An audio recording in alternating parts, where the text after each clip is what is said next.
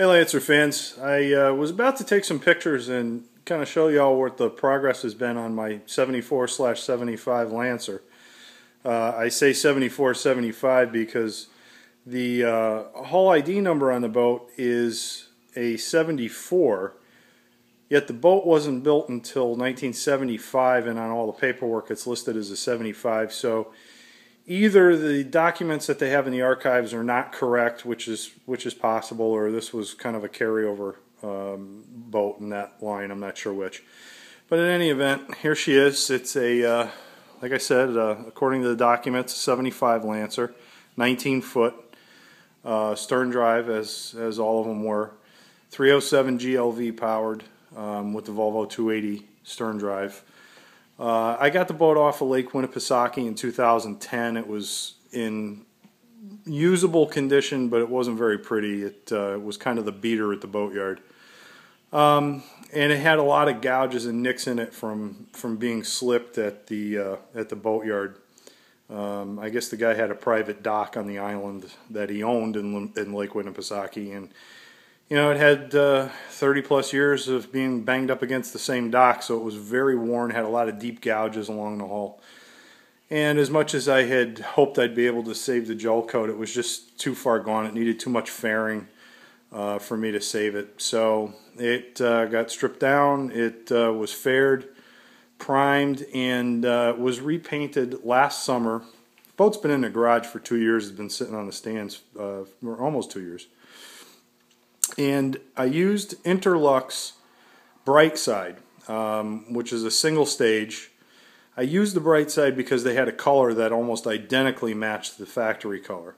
As a matter of fact, you can tell down underneath the water line, down on the bottom of the hull, that is the original gel coat. And what I did up here, you can see there's a slight color variation, but not very much.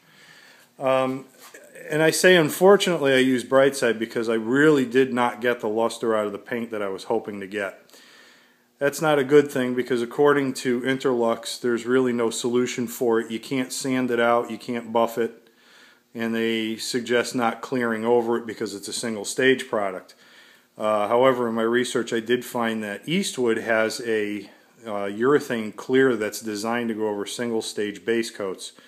So in a few weeks, when I get some 75-80 degree days with low humidity, I'm gonna try applying a clear coat to it and hope that brightens it up.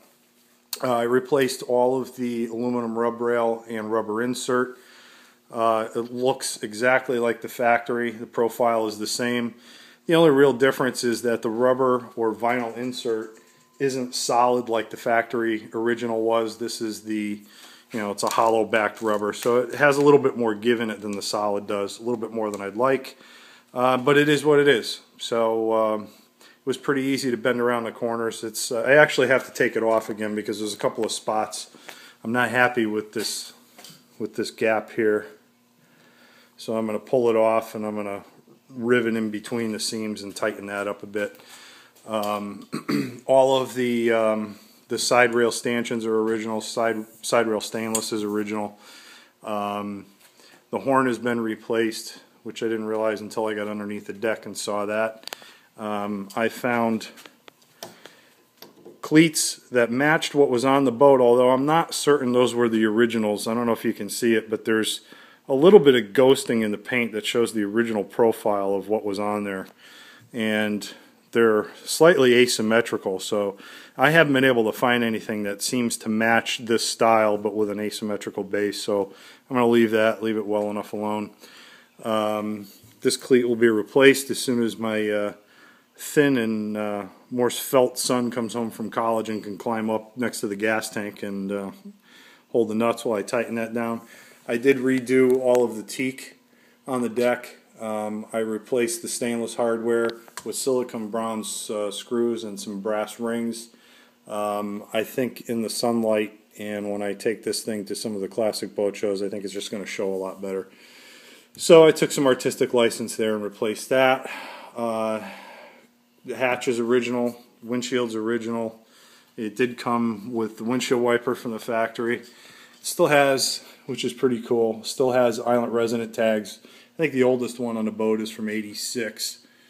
I'm going to leave those on there. I like it. It shows the history of the boat.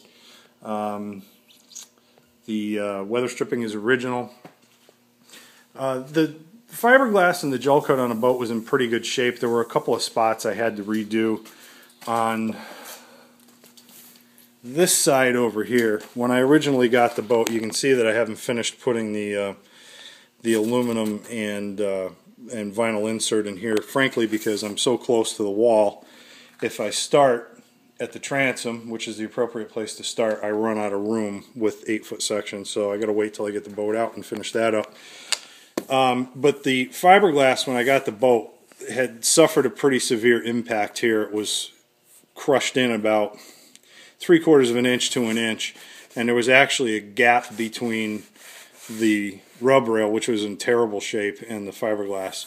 So I rebuilt all of that out. I filled that, spent about a day and a half trying to match the original color of the gel coat. I used one of those Preval sprayers, which worked really well. One of the mistakes that I had made in the past was I was taping off and masking off the section I was painting. And what I found was if you don't mask it and tape it, and you spray and you allow the spray to kind of just overspray and blend into the original, when you wet sand it out and you buff it, you can't really, I mean, you can see, you can't really see a transition there between the two colors.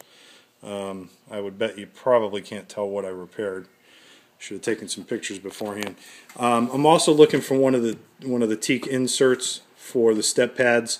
I found this style of step pad, but they're wider and longer, and the teak inserts are not the same size, so I can't use those. Interior upholstery has all been redone professionally. I had to match what came from the factory exactly. So that's all been done. I did the sideboards myself with PVC lumber. I was able to bend it on that arc. If you notice, it does have a slight dip towards the transom. So I was able to match that up perfectly. That's great material to work with, and for marine applications, it's fantastic. I still have to put in some of the boards underneath that block off the gas tank area, which I can't do until I get all that hardware fastened down in there. The only other thing I did on the interior that's not original is I did do some teak trim on the glove box door just to brighten that area up a little bit. It's pretty dull from the factory. As you can see, the helm station is black, and the gauges are black also, which I don't think is really the look I'm going for. I'm going to try to find some chrome trim rings to put over the gauges just to brighten that up a little bit. I don't want to replace the original gauges, but I would like to brighten it up a little bit. A lot of the interior I did leave with the original vinyl, the fake teak vinyl. You know, these go behind the seats. You can't really see them. The material underneath the lounge seats is still good. It's not scratched up or gouged or anything. It's a little faded, but not too bad.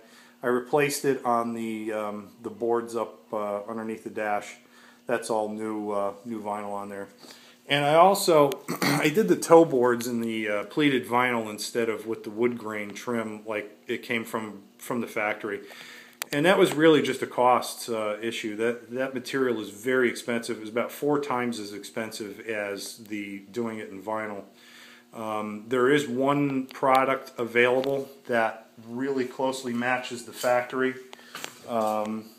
which was more like a heavy canvas wallpaper. 3M makes a product called Dynoc, which I may show in a picture on the forum. That matches the original very, very closely. It is marine grade, so it will withstand the elements. It's good stuff. A lot of the hardware I tried to leave original. These are for the swim ladder. Those are original. They're still in real good shape. I replaced the cleats. They were pretty shot. Let's see. I had a problem with this. I lost one of the connections down inside. One of the plugs had pushed through, and I couldn't get it to seat in there. Every time I put the stern pole in, it would pop the connector out. And I could not find this exact replacement. So what I ended up doing was purchasing a new Perco which doesn't match the profile. If you look at the two of them, it's a little bit shorter, the holes don't quite line up, but the electrical socket inside is exactly the same. So I bought the new one for 30 bucks, popped out the socket, replaced it. So now I've got the original there and it looks good. The boat did not come with the Chris Craft script on the transom like some of the 23s did, but I'm going to add it. I like the look a lot. I think it's going to brighten her up. And since the boat came with Chevy small block power, I've decided to probably wake up the transom somewhere in this area with a couple of cross flags off a 63 Corvette that I had laying around. I think it's appropriate. It shows the sport boat nature. I got some vinyl some trim striping I need to replace. I was able to find the chrome caps for the Bimini top. I found a guy on eBay that had the original TaylorMade ones. I paid him $6 for a pair. Bought 2 pairs. I should have those in a couple of days. And that's pretty much it. I mean, the badges are all original. I was able to keep those, polished them up. You can tell the boat was never in salt water because they still shine good. I redid the letters in white just as an experiment. I think they pop nice. So I'm going to keep them that way. I've got all new vents. The original Chris Craft script will go on there. And hopefully in about 30 days' time, when the marina opens up and starts accepting boats for the slips, this sucker will be ready. And I think if all my hard work pays off, it should be one of the nicer boats at the marina instead of one of the biggest dogs. So anyway, that's it for now, guys. Look forward to seeing you all in the water, and I hope you enjoyed the video.